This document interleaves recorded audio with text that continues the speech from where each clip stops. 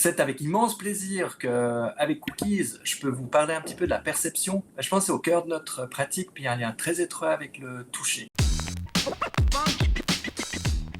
Abordons un petit peu cette thématique. Au début, peut-être, je vais parler de ma propre pratique. Comment est-ce que j'ai vécu ce changement du toucher? Et puis, je dirais, le toucher, c'est l'élément qui nous connecte à nos patients. C'est l'élément qui nous permet d'avoir une interaction qui est particulière puis spécifique à notre profession. C'est quelque chose, je trouve, qui est profond, complexe, et puis qui permet de vivre une expérience commune extrêmement riche. Et c'est du coup de cela que je souhaite vous parler pendant ces 45 minutes. La perception, c'est quelque chose qui est subjectif, quelque chose qui est profond, quelque chose qui est multisensoriel, c'est quelque chose qu'on pratique tous les jours. Donc, mon souhait, c'est de pouvoir vraiment se renouer avec sa pratique, de pouvoir avoir une assise qui fait le lien entre la recherche et ce qu'on vit tous les jours avec les patients. Et la perception est une bonne façon de pouvoir aborder ces thématiques.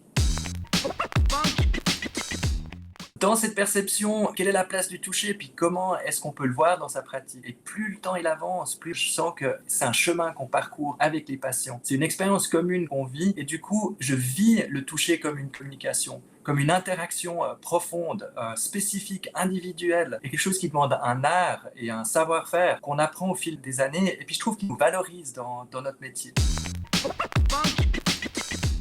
Je crois qu'on a un énorme virage, un petit peu comme la médecine a changé d'une vision très paternaliste à quelque chose de plus englobant. J'ai l'impression qu'on vit la même chose en ostéopathie. Et toute cette réflexion et la perception m'a recentré sur ce besoin de voir la perception comme quelque chose qui est partagé. Et que l'expert de la perception, ben, c'est pas moi en tant qu'ostéopathe, c'est le patient dans son vécu. Et nous, on est uniquement une personne qui les accompagne dans ces changements. Dans ce webinaire, on va essayer d'aborder un petit peu pourquoi ça c'est le cas et pourquoi il faut qu'on commence vraiment à s'intéresser de ce que le patient y perçoit dans nos interactions.